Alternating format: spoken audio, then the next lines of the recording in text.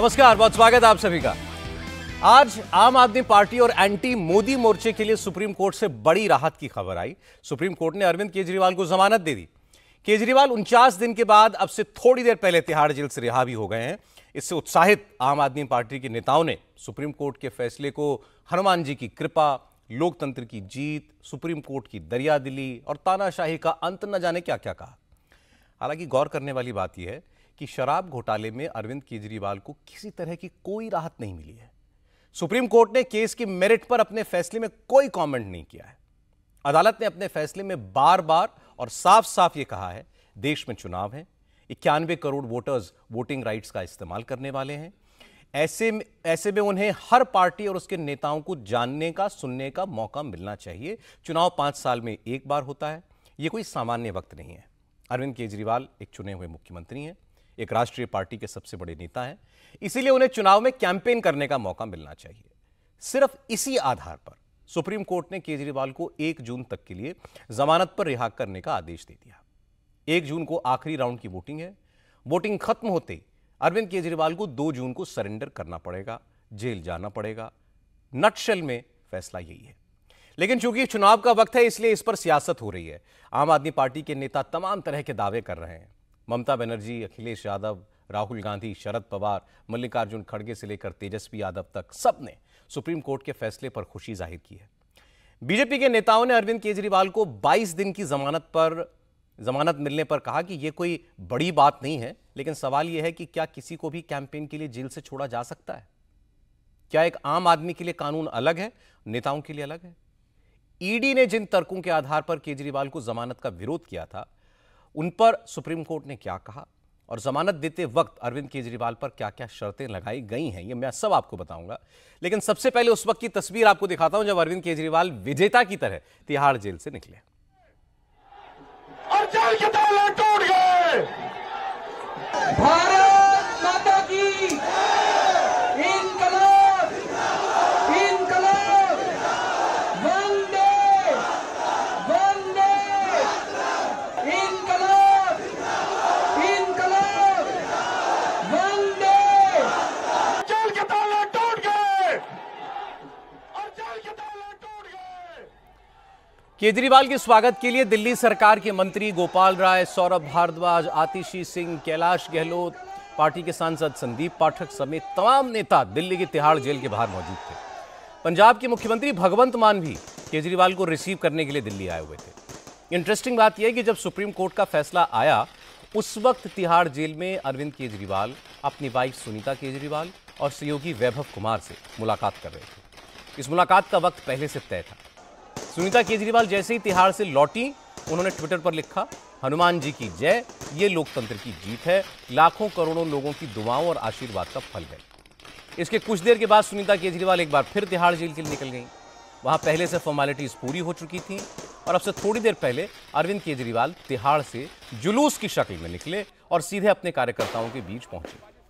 केजरीवाल ने गाड़ी पर खड़े होकर कार्यकर्ताओं का अभिनंदन किया। आतिशबाजी करके केजरीवाल की रिहाई का जश्न मनाया गया, नारेबाजी हुई और इसके बाद अरविंद केजरीवाल ने माइक संभाला और अपील की कि वो तानाशाही से लड़ रहे हैं और इस लड़ाई में पूरा देश उनके साथ है।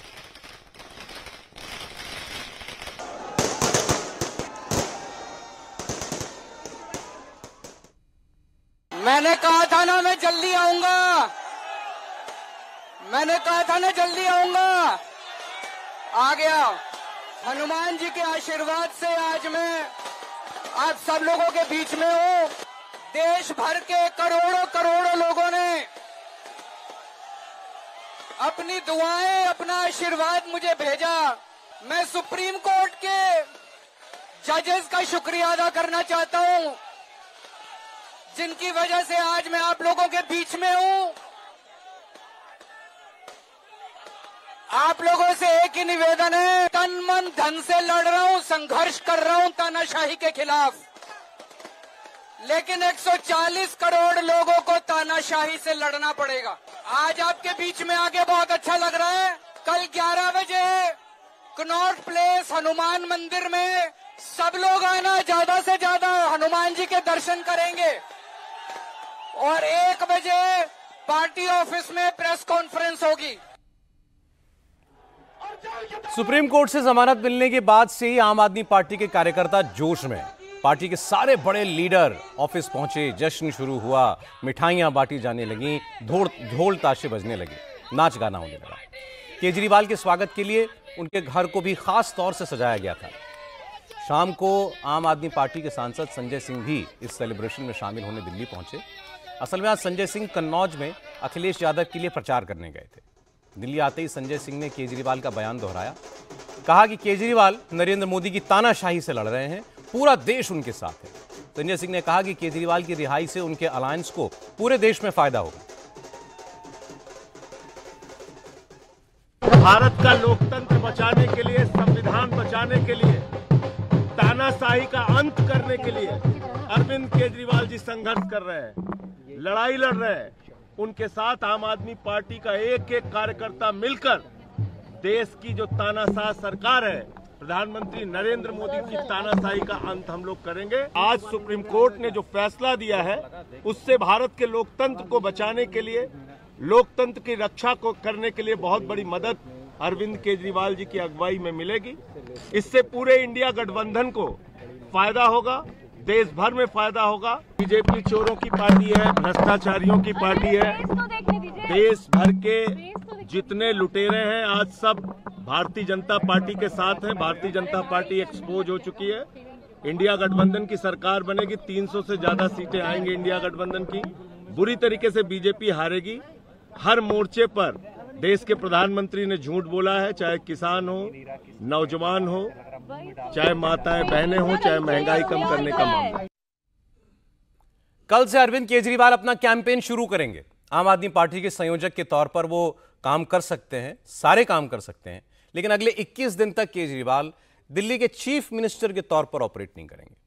सीएम ऑफिस नहीं जाएंगे, सेक्रेटेरिएट नहीं जाएंगे, अपने केस से जुड़ी कोई फाइल नहीं देख पाएंगे।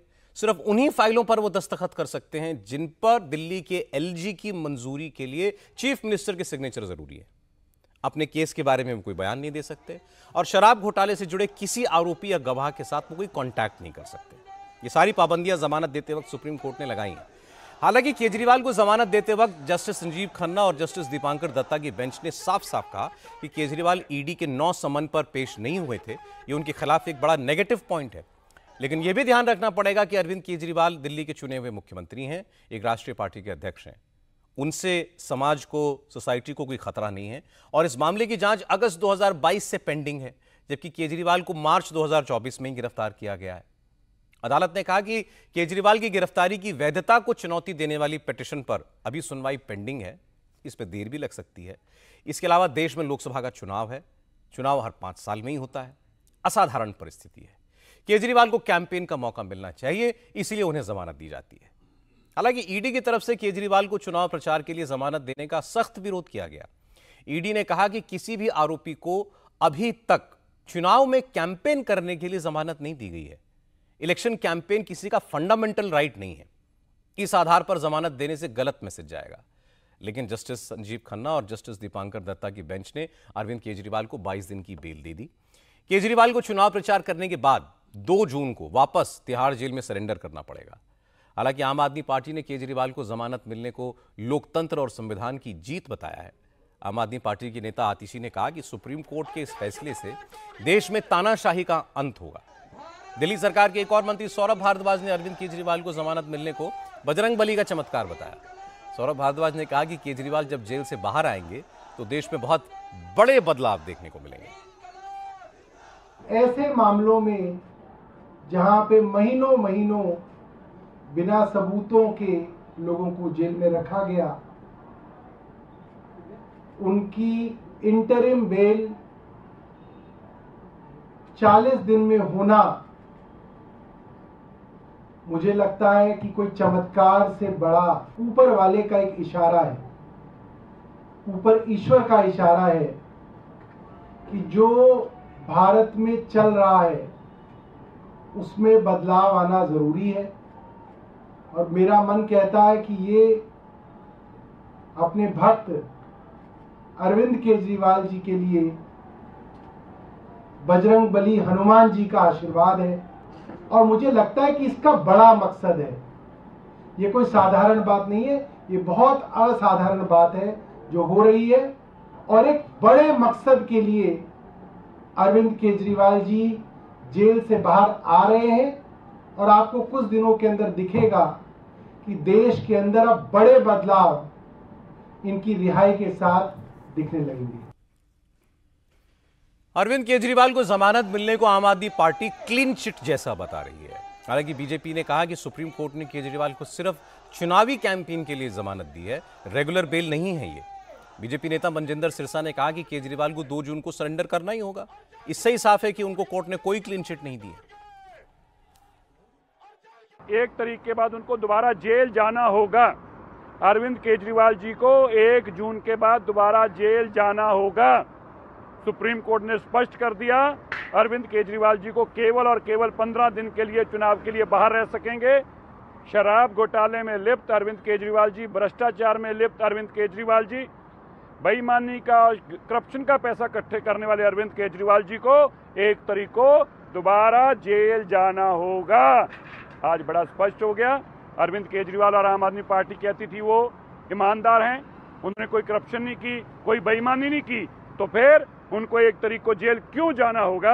आज दिल्ली और देश के लोग पूछ रहे हैं, अरविंद केजरीवाल जी, इतनी बड़ी करप्शन, इतने बड़े घोटाले कि कोर्ट भी आपको केवल 15 दिन के लिए छोड़ती है, जैसे हार्डकोर क्रिमिनल को छोड़ा जाता है, और वापस आपको 1 तारीख को जेल आना होगा। अगर आप ईमानदार थे, आपने करप्शन घोटाला नहीं किया, शराब के पैसे नहीं लिए, तो जेल क्यों जाना पड़ रहा है? आज दिल्ली के लोग आपसे सवाल पूछ रहे हैं। केजरीवाल को जमानत मिलने का असर इंडिया अलायंस के नेताओं पर भी दिखाई दिया। ममता बनर्जी ने कहा कि केजरीवाल की रिहाई से चुनाव में बहुत मदद मिलेगी। शरद पवार बोले, केजरीवाल के बारे में सुप्रीम कोर्ट का फैसला जनता की उम्मीदों के मुताबिक है। केजरीवाल कैंपेन में उतरेंगे तो इसका असर दिखेगा। आदित्य ठाकरे भी बोले, कहा केजरीवाल की जेल से बाहर आने से विपक्षी अलायंस को बहुत फायदा होगा। कांग्रेस ने भी केजरीवाल को जमानत पर खुशी जताई। कांग्रेस के प्रवक्ता पवन खेड़ा ने उम्मीद जताई कि जिस तरह केजरीवाल को सुप्रीम कोर्ट से राहत मिली है, उसी तरह हेमंत सोरेन को भी इंसाफ मिलेगा। माननीय सर्वोच्च न्यायालय द्वारा जो राहत आज श्री अरविंद केजरीवाल को मिली, हम उसका स्वागत करते हैं और उम्मीद करते हैं कि 4 जून के पश्चात प्रधानमंत्री मोदी, जो कि तब तक भूतपूर्व प्रधानमंत्री हो जाएंगे, उन्हें समय मिलेगा कि वो साबरमती आश्रम में बैठकर और थोड़ी आत्मचिंतन करें किस तरह की राजनीति वो करते हैं। हम साथ में यह भी उम्मीद करते हैं कि झारखंड के पूर्व मुख्यमंत्री श्री हेमंत सोरेन को भी शीघ्र अतिशीघ्र न्याय मिले। असम के मुख्यमंत्री हिमंत बिश्व शर्मा ने कहा कि ऐसी बेल का क्या फायदा जिसमें 3 हफ्ते बाद फिर जेल ही जाना है। अगर केजरीवाल की जगह कोई और रिस्पेक्टेबल इंसान होता तो ऐसी जमानत लेने से ही इनकार कर देता। वो तो क्या बेल मिला, बोले आप चोर हैं लेकिन आप 1 महीना का कैंपेन करो, वो बेल बोलता है क्या? कोई रेस्पेक्टफुल लोग वो बेल लेगा ही नहीं, बोलेगा आई पोलाइटली डिक्लाइन। वो क्या बेल है कि आप जाओ 1 तारीख फिर वहां पास आ जाओ।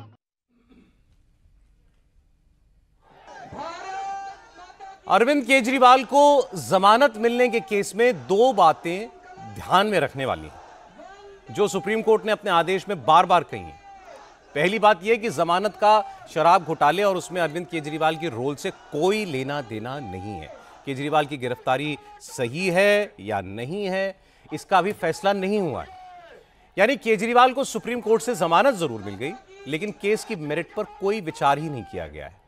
दूसरी बात, सुप्रीम कोर्ट ने सिर्फ और सिर्फ जनता के इस अधिकार का ख्याल रखकर केजरीवाल को जमानत दी है कि चुनाव के दौरान जनप्रतिनिधि चुनने से पहले वोटर्स को हर पार्टी के विचार और नेताओं को सुनने का अधिकार है। इसलिए केजरीवाल की जमानत को शराब घोटाले से जोड़कर देखना बिल्कुल ठीक नहीं होगा। जहां तक आम आदमी पार्टी और दूसरे विरोधी दलों के नेताओं के बयानों का सवाल है, तो उन्हें पूरा हक है कि वो अरविंद केजरीवाल की रिहाई पर जश्न मनाएं, इसे लोकतंत्र की जीत बताएं। यह भी सही है कि केजरीवाल के बाहर आने से आम आदमी पार्टी के कार्यकर्ताओं का हौसला बढ़ा है, जोश बढ़ा है, और अब केजरीवाल कैंपेन करेंगे तो इसका फायदा भी होगा। बीजेपी के नेताओं को जवाब देने में मुश्किल होगी, क्योंकि चुनाव का वक्त है और फैक्ट्स के बजाय माहौल बनाने वाले भाषण होंगे, और माहौल बनाने में अरविंद केजरीवाल का कोई मुकाबला नहीं है।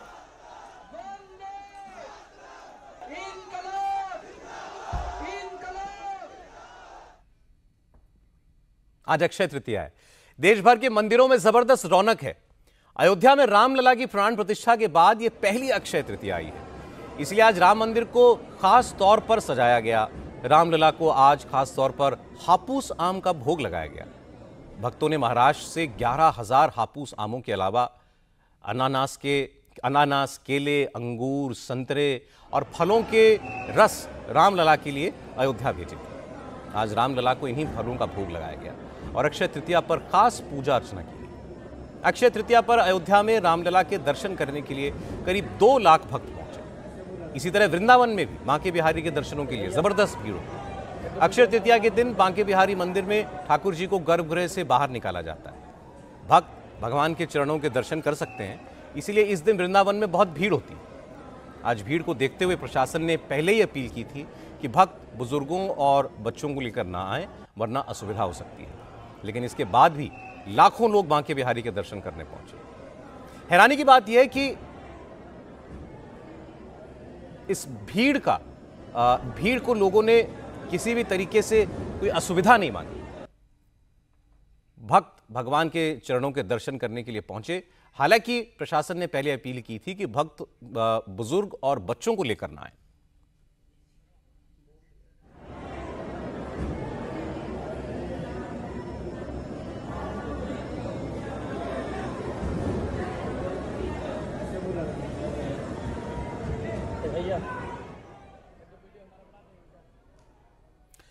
ये 9 बजे का वक्त वो होता है जब आपकी और रजत जी की मुलाकात होती है, लेकिन आज रजत जी एक बड़े खास आपकी अदालत के एपिसोड को रिकॉर्ड कर रहे थे, इसलिए थोड़ी देर उनको हो गई है। लेकिन अब हमारे बीच में रजत जी आ चुके हैं, आपके सामने आ रहे हैं। और अब ये वो कौन सा स्पेशल एपिसोड रिकॉर्ड कर रहे थे, कौन ये खास मेहमान थे इस चुनाव में, कितना खास होगा ये आपकी अदालत का एपिसोड, अब रजत जी तो आप ही को बताना पड़ेगा। सौरभ, सबसे पहले तो दर्शकों से माफ़ी मांगनी है, डिले हुआ। आपकी अदालत की रिकॉर्डिंग चल रही थी और वो रिकॉर्डिंग थोड़ी लंबी खिंच गई। इसलिए खिंच गई कि मेरे मेहमान थे उत्तर प्रदेश के मुख्यमंत्री योगी आदित्यनाथ, और योगी आदित्यनाथ से बहुत सारे सवाल पूछने थे। चुनाव का माहौल है। अब से थोड़ी देर पहले शो की रिकॉर्डिंग के दौरान योगी आदित्यनाथ ने बहुत बड़ी बड़ी बातें कही हैं। एक आपको बता देता हूं।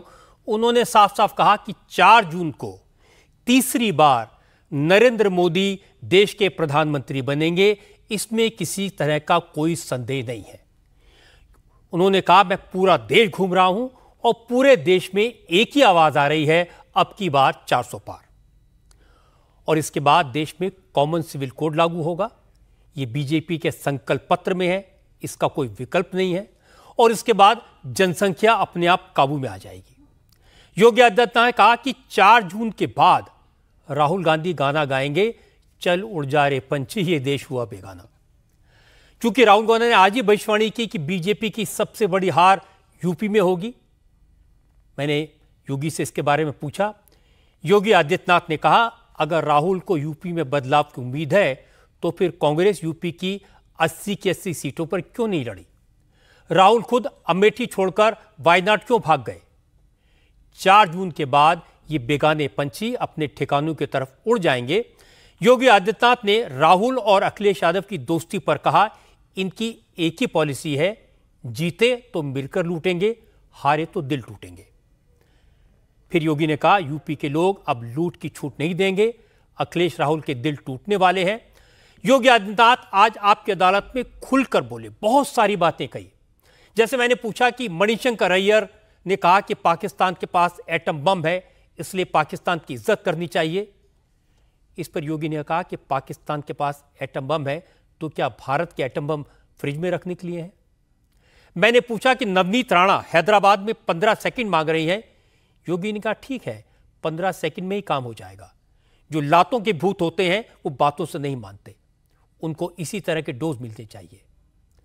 आपकी अदालत में जैसे ही योगी आदित्यनाथ की एंट्री हुई तो योगी के प्रति जनता में कैसी दीवानगी है, इसका नजारा दिख गया।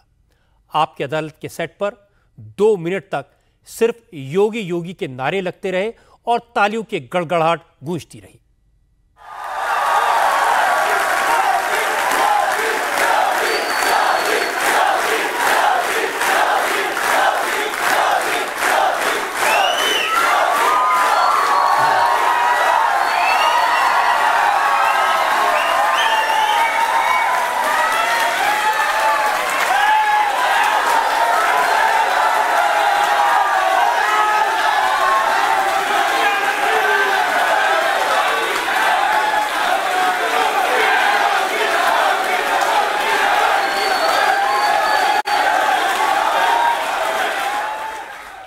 माहौल देखने के बाद योगी आदित्यनाथ ने सभी को जय श्री राम कहकर कार्यक्रम की शुरुआत की। मैंने योगी से पूछा, लोगों में तो राम मंदिर बनने से उत्साह है, खुशी है, लेकिन कांग्रेस और समाजवादी पार्टी के नेता कहते हैं कि राम मंदिर नहीं बनना चाहिए था, कोई कह रहा है मंदिर तो बेकार बना है। इस पर योगी ने कहा, जो लोग राम भक्तों पर गोलियां चलवाते थे उन लोगों से और क्या उम्मीद की जा सकती है।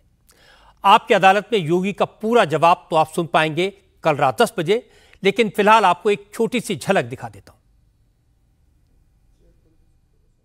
जो लोग राम भक्तों पर गोली चलाते हैं, जो लोग राम को काल्पनिक मानते हैं, उन लोगों से उम्मीद करना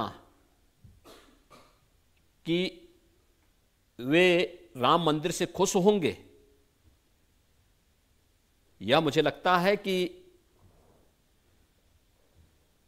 है हम लोगों को इसके बारे में सोचना भी नहीं चाहिए, क्योंकि उनकी खुशी राम मंदिर पे नहीं, भारत के समृद्ध होने में नहीं, भारत के विकास में नहीं, उनकी खुशी तो भारत को अपमानित करने, भारत के मानबिंदुओं को अपमानित करने, आतंकवादियों को महिमामंडन करने, इन सब पर उनकी पूरी ऊर्जा लगती थी। और यही कारण है कि लोग इसको पचा नहीं पा रहे हैं। वोट बैंक की राजनीति किसी व्यक्ति और किसी दल को कितना गिरा सकती है, ये वक्तव्य इस बात के उदाहरण हैं। और मैं इस बात को भी बता सकता हूं कि इतिहास साक्षी है, जिसने भी राम का विरोध किया उसकी दुर्गति जरूर हुई है। इनकी दुर्गति तय है। अपनी दुर्गति के लिए देश में विकास के मुद्दे पर, राम मंदिर के बारे में कांग्रेस के नेताओं के बयानों पर, राहुल गांधी के आरोपों पर, मोदी पर संविधान बदलने के इल्जाम पर, देश में मुसलमानों की स्थिति पर योगी आदित्यनाथ ने खुलकर बात की। योगी ने कहा, नरेंद्र मोदी ने देश को जोड़ने का काम किया है, जबकि कांग्रेस ने 60 साल में देश को कभी जाति के नाम पर, कभी मजहब के नाम पर, कभी अमीरी गरीबी के नाम पर बांटने की कोशिश की है। योगी ने कहा, प्रभु राम का विरोध करने वालों को, राम मंदिर के निर्माण को बेकार का काम बताने वालों को, रामलला की प्राण प्रतिष्ठा समारोह का बॉयकॉट करने वालों को यह देश कभी माफ नहीं करेगा। योगी के साथ आपकी अदालत का यह शो आप देख पाएंगे कल रात 10 बजे।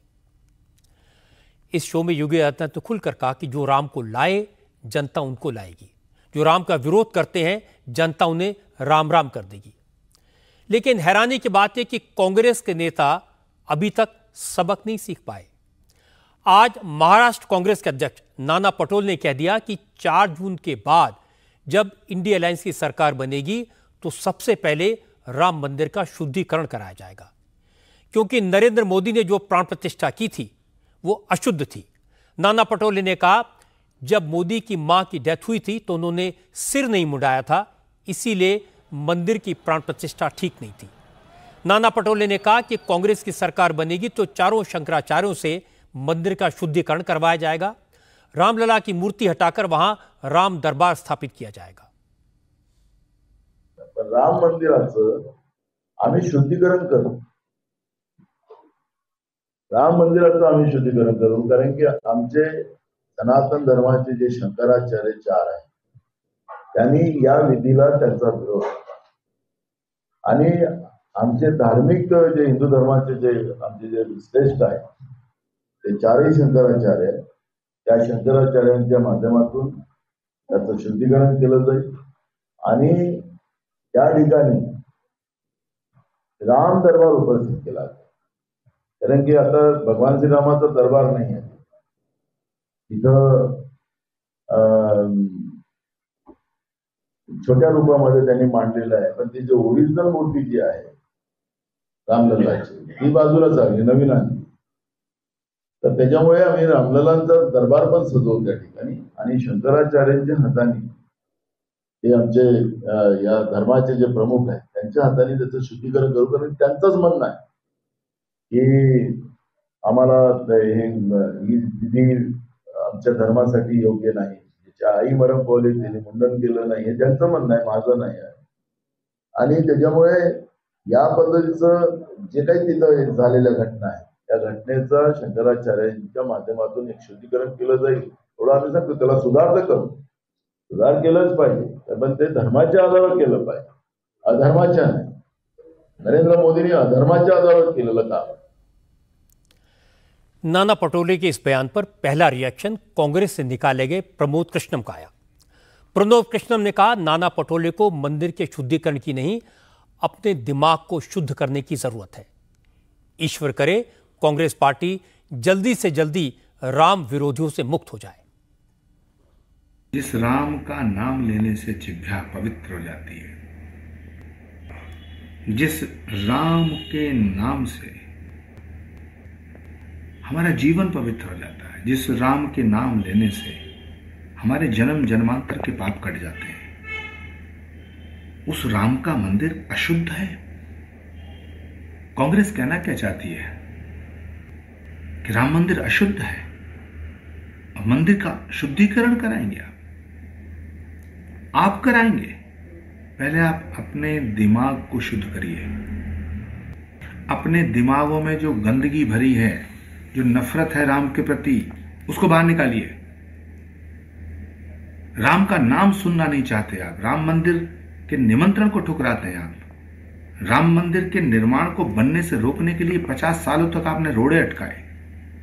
जो राम मंदिर जाता है उसे पार्टी से निकलवा देते हैं आप। अगर शुद्धिकरण करना है तो अपने दिमाग का करिए, अपनी पार्टी का करिए, इस कांग्रेस का करिए जिसमें राम विरोधी तमाम एक गैंग बन गया है। नाना पटोले के बयान पर महाराष्ट्र के deputy chief minister Devendra Fadnavis ने तीखी प्रतिक्रिया दी। फडणवीस ने कहा, कांग्रेस ने तो राम के अस्तित्व से ही इनकार कर दिया था। कांग्रेस ने राम मंदिर बनने की राह में रोड़े अटकाए। प्राण प्रतिष्ठा में कांग्रेस के नेता नहीं गए तो अब नाना पटोले किस मुंह से राम मंदिर के शुद्धिकरण की बात कर रहे हैं? ये वो लोग हैं कांग्रेस पार्टी जिन्होंने भारत के सर्वोच्च न्यायालय में हलफनामा देकर भगवान राम के अस्तित्व को चैलेंज किया था, जिन्होंने हलफनामा देकर राम सेतु को भी चैलेंज किया था। ये तो सवाल पूछते थे, क्या राम काल्पनिक है या सच में हुए थे? इन्होंने जानबूझकर राम मंदिर का मसला अटकाया, भटकाया और लटकाया।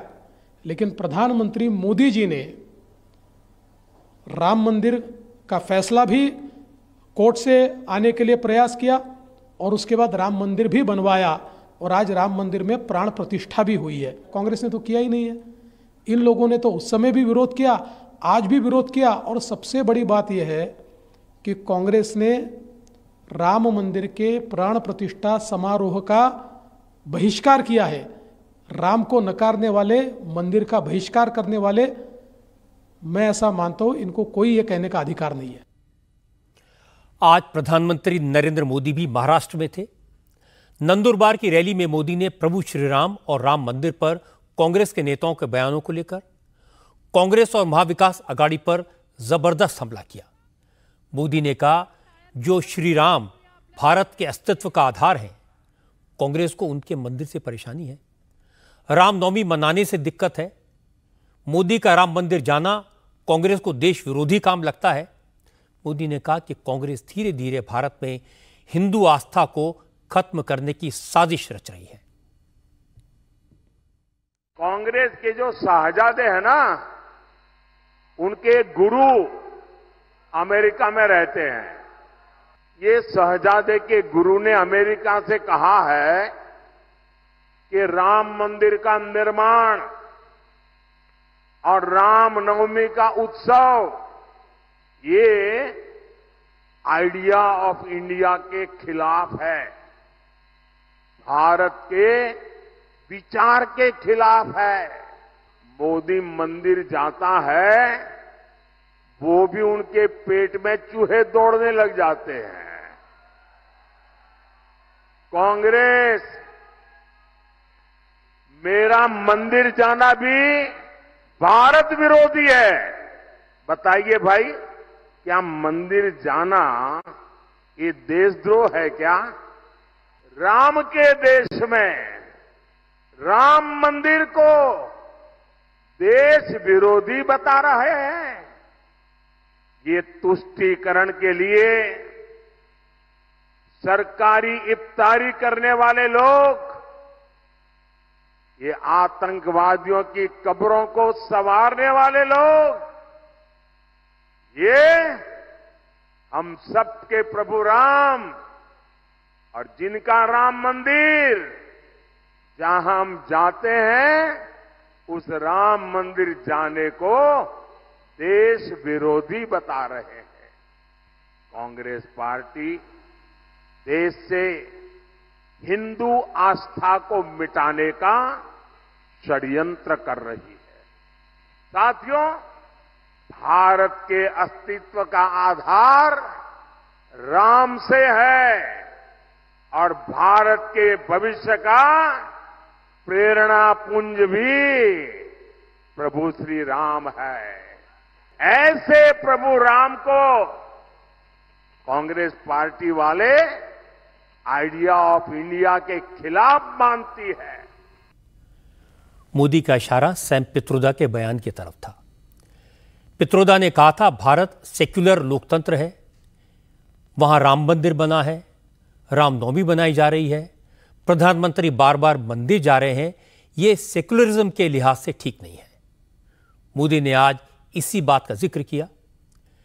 जब मोदी की रैली हो रही थी उस वक्त तक नाना पटोले का बयान नहीं आया था, इसलिए उसका जिक्र नहीं हुआ।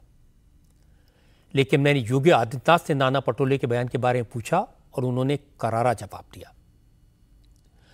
दूसरी तरफ कांग्रेस और महाविकास आघाड़ी के नेता नाना पटोले के बयान को दबाने की कोशिश कर रहे हैं, लेकिन अगले कुछ दिनों में देश की राजनीति में इसका असर दिखाई देगा और कांग्रेस के नेता एक बार फिर डिफेंसिव पर होंगे।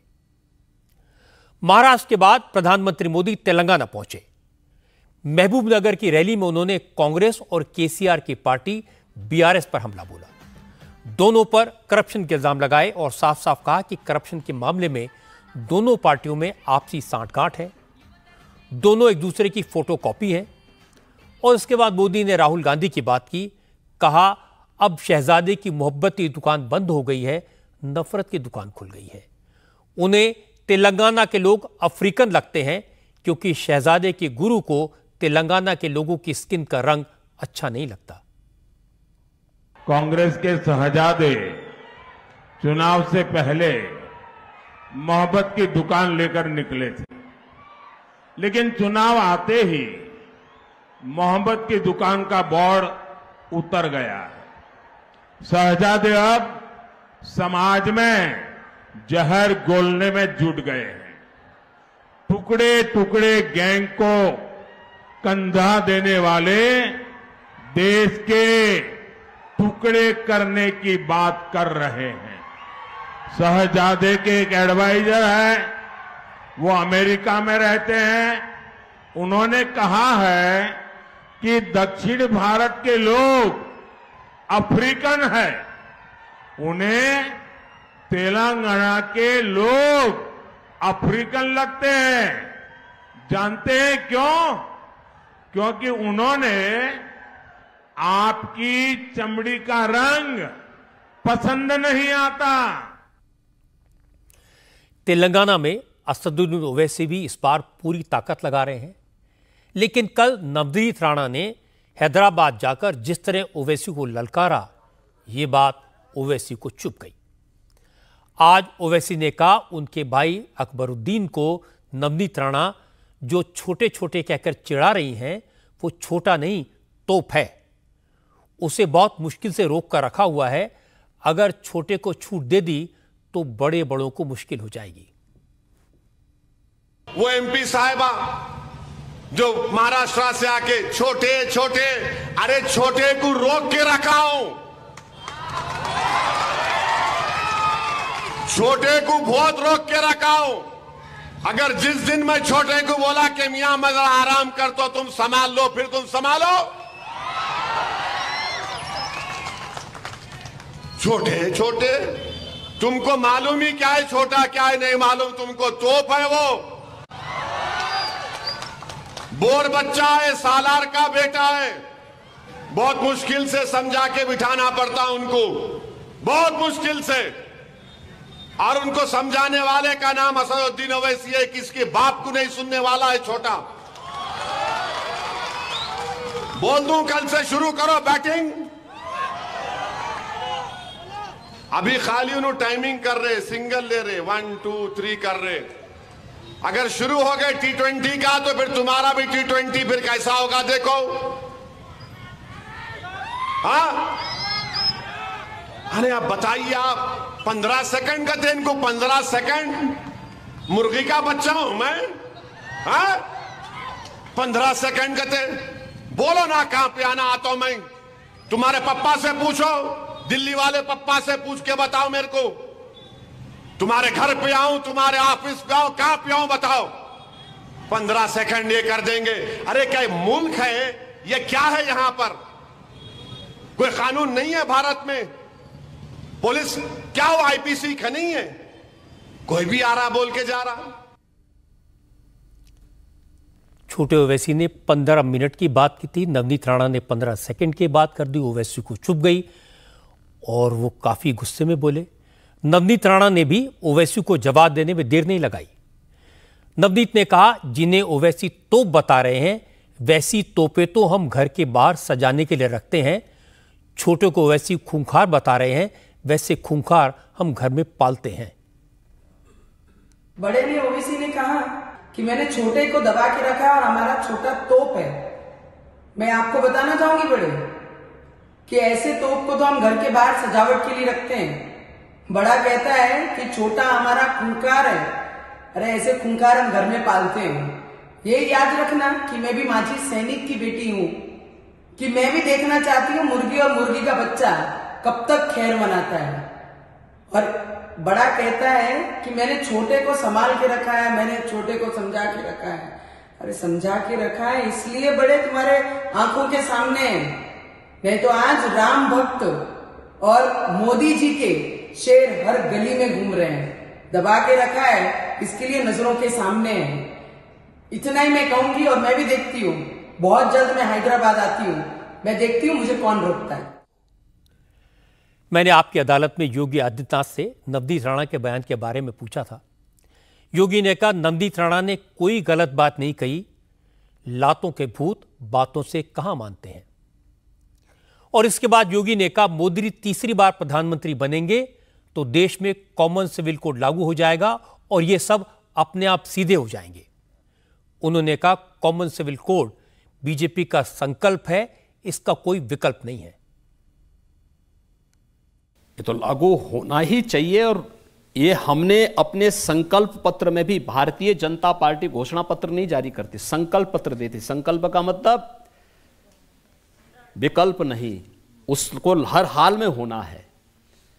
और भारतीय जनता पार्टी ने देशवासियों को इस बात को कहा है कि भारतीय जनता पार्टी की सरकार बनेगी, हम देश के अंदर एक समान कानून लागू करेंगे। और भारतीय जनता पार्टी इसको लागू करने के लिए पूरी तरह वचनबद्ध है।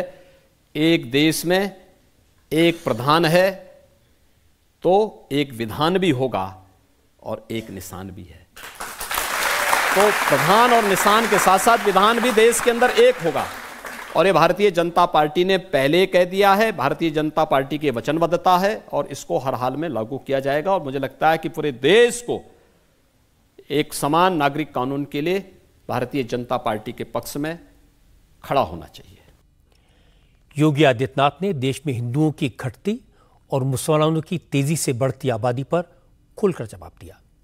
योगी ने कहा, सब कांग्रेस की तुष्टीकरण की नीतियों का नतीजा है, लेकिन बहुत सारी समस्याओं का एक ही इलाज है, कॉमन सिविल कोड। अपने बुलडोजर राज पर योगी ने कहा कि भय भिन्न होत न प्रीति। अगर डर नहीं होगा तो बात कोई नहीं मानेगा। अब 4 जून के बाद वो एक डेट फाइनल करेंगे। उस तारीख तक यूपी माफिया मुक्त होगा और सारे माफियाओं की संपत्ति जब्त करके हॉस्पिटल बनाएंगे। आपकी अदालत में योगी आदित्यनाथ खुलकर बोले, जमकर बोले, हर मुद्दे पर बोले। योगी के साथ आपकी अदालत का यह विस्फोटक शो आप देख पाएंगे कल रात 10 बजे।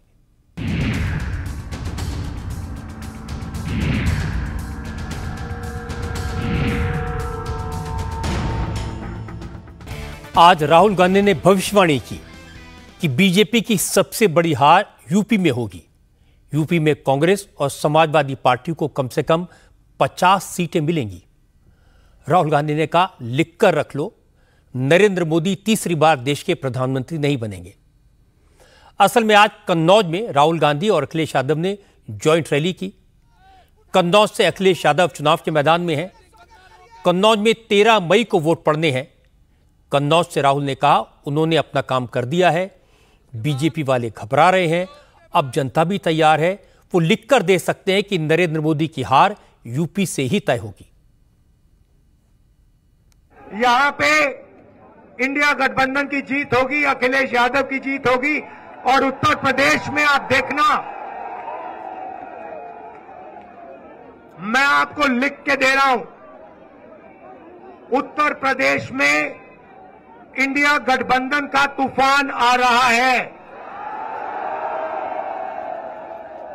आप लिख के ले लो, यहां पे बीजेपी की सबसे बड़ी, देश में सबसे बड़ी हार उत्तर प्रदेश में होने जा रही है।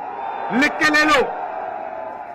क्यों? क्योंकि देश को उत्तर प्रदेश रास्ता दिखाता है और उत्तर प्रदेश ने मन बना लिया है कि उत्तर प्रदेश में बदलाव होना है और हिंदुस्तान में बदलाव होना है। इसीलिए डिसीजन भाइयों और बहनों ले लिया गया है, जनता ने मन बना लिया है। आप गारंटी लिख के ले लो, नरेंद्र मोदी हिंदुस्तान का प्रधानमंत्री नहीं बनेगा। बात खत्म हो गई है, मीडिया वाले नहीं बताएंगे, मगर याद रखो, कोरोना के बारे में मैंने कहा था, याद रखो, नरेंद्र मोदी हिंदुस्तान का प्रधानमंत्री नहीं बनने वाला है। हालांकि राहुल गांधी ऐसे दावे हर चुनाव में करते हैं। 2019 में भी उन्होंने यही कहा था। अखिलेश यादव ने राहुल गांधी की बात को नहीं दोहराया। अखिलेश का फोकस अपनी सीट पर था। अखिलेश यादव ने कन्नौज के साथ अपने रिश्ते को याद किया। उन्होंने कहा कि राजनीति की ABCD उन्होंने कन्नौज में ही सीखी है। और इसके बाद अखिलेश ने पिछड़ा कार्ड खेला। कन्नौज में अपने मंदिर जाने के बाद बीजेपी के नेताओं की मंदिर धोने वाली घटना याद दिलाई। अखिलेश ने कहा, जब उनकी सरकार थी तब उन्होंने हर वर्ग के लिए काम किया, लेकिन बीजेपी सरकार पिछड़ों के साथ भेदभाव करती है, जातियों के बीच लड़ाई कराने का काम करती है। जितने भी बड़े बड़े काम आज दिखाई दे रहे हैं, सबके सब समाजवादियों के किए हुए हैं। अगर कोई हाईवे पे चलता होगा तो वो जानता होगा कि समाजवादियों का हाईवे है। कोई चला होगा, लेकिन हाईवे को हम लोगों ने कभी धुलवाया नहीं होगा।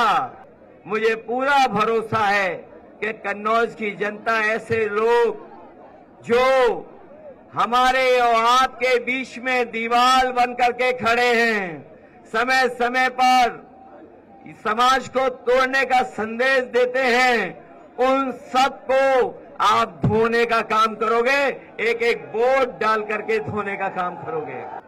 चोरी में झगड़ा तभी होता है जब बंटवारा ठीक से नहीं होता है।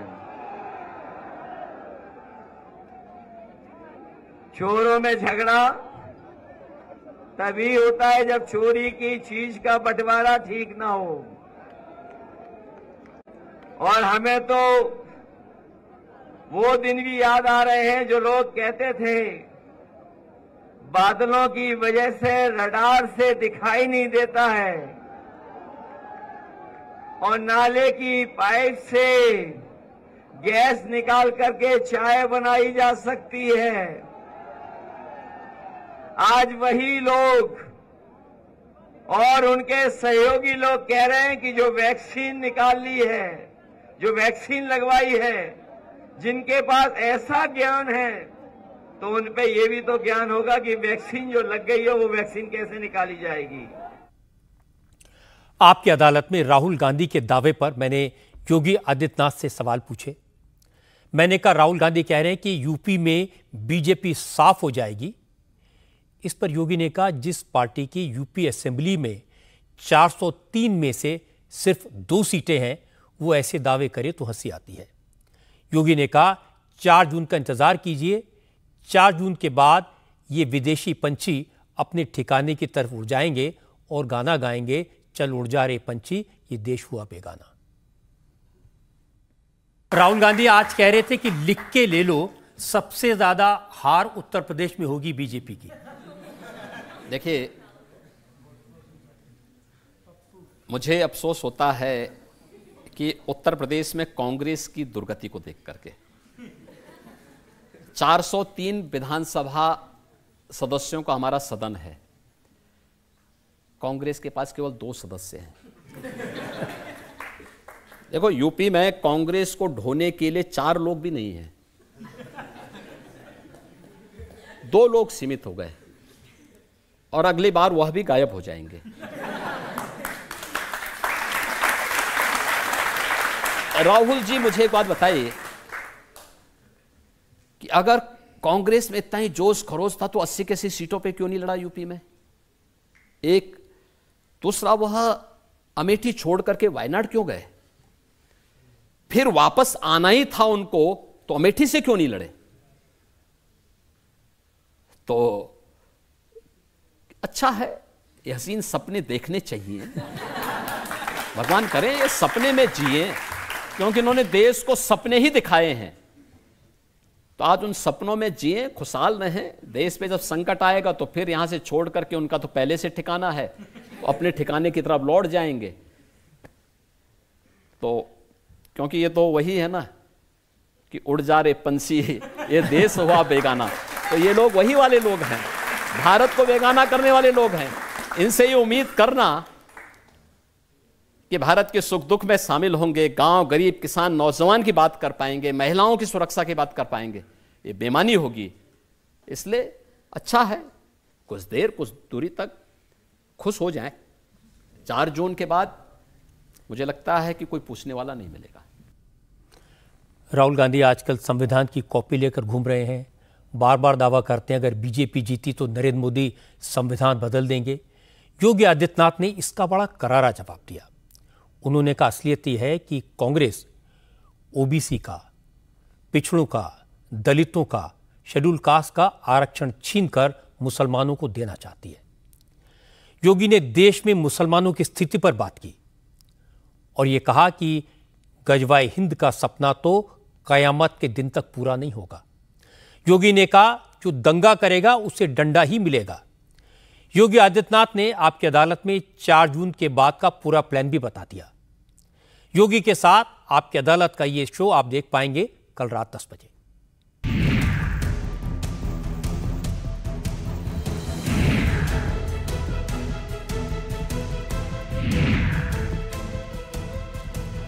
आज की एक और अच्छी खबर आपको बता दूं, अक्षय तृतीया के शुभ अवसर पर आज 4 धाम यात्रा की शुरुआत हो गई।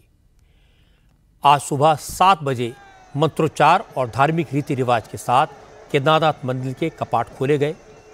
उस वक्त सैकड़ों भक्त बाबा केदार के दर्शन के लिए मौजूद थे। केदारनाथ में इस वक्त टेम्परेचर 0 डिग्री है, लेकिन इतनी सर्दी का भक्तों के उत्साह पर कोई असर नहीं दिखा। आज यमुनोत्री और गंगोत्री धाम श्रद्धालुओं के लिए खुल गया। प्रधानमंत्री मोदी ने भी 4 धाम की यात्रा शुरू होने पर भक्तों को बधाई दी। कपाट खुलने के मौके पर मुख्यमंत्री पुष्कर सिंह धामी अपनी पत्नी के साथ उपस्थित थे। उन्होंने मंदिर में पहली पूजा प्रधानमंत्री नरेंद्र मोदी के नाम से की। कपाट खुलने के वक्त बाबा के दर्शन के लिए करीब 10,000 श्रद्धालु वहां पहुंचे थे। हेलीकॉप्टर से श्रद्धालुओं पर फूलों की बारिश की गई। मुख्यमंत्री धामी ने कहा इस बार 4 धाम यात्रा पिछले सारे रिकॉर्ड तोड़ेगी। 3 धामों के कपाट आज खुल गए। अब रविवार को बद्रीनाथ धाम के कपाट भी खोले जाएंगे।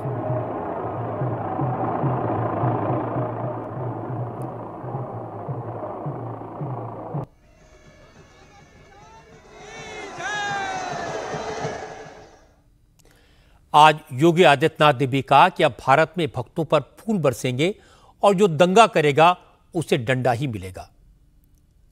चुनाव की गहमागहमी के बीच आपकी अदालत के शो में योगी आदित्यनाथ ने इलेक्शन से जुड़े हर मुद्दे पर खुलकर बात की। उन्होंने बताया कि उन्हें क्यों लगता है कि नरेंद्र मोदी इस बार 400 पार करेंगे, जबरदस्त जीत होगी, और यह भी बताया कि कांग्रेस कैसे मुस्लिम तुष्टीकरण की नीतियों को आगे बढ़ाना चाहती है, कैसे कांग्रेस के मैनिफेस्टो ने सारे के सारे कैंपेन को डिरेल कर दिया, विकास से विनाश की तरफ ले गए। दलितों और पिछड़ों का आरक्षण काटकर कांग्रेस मुसलमानों को देना चाहती है, इसलिए यह इस चुनाव में बड़ा इशू बन गया। योगी ने राम मंदिर पर खुलकर बात की, कहा जनता का दिल साफ है, पब्लिक उन्हीं को लाएगी जो राम को लाए हैं, और जो रामद्रोही हैं उन्हें 4 जून के बाद कहीं मुंह छुपाने की जगह भी नहीं मिलेगी। योगी आदित्यनाथ ने ओवैसी के छोटे भाई अकबरुद्दीन को भी करारा जवाब दिया। कहा नवनीत राणा ने जो कहा वो ठीक कहा, क्योंकि लातों के भूत बातों से नहीं मानते। योगी आदित्यनाथ ने यूपी की कानून व्यवस्था के बारे में खुलकर बात की। उन्होंने कहा माफिया को कैसे उन्होंने जमीन के अंदर गाड़ दिया, और यह भी बताया कि उत्तर प्रदेश अब कितना बदल गया है, लॉ एंड ऑर्डर कितना बेहतर हुआ है, और कैसे इन्वेस्टर बड़ी संख्या में उत्तर प्रदेश में आने लगे हैं क्योंकि वहां शांति है। योगी आदित्यनाथ के साथ आपकी अदालत का यह खास शो आप देख पाएंगे कल रात 10 बजे।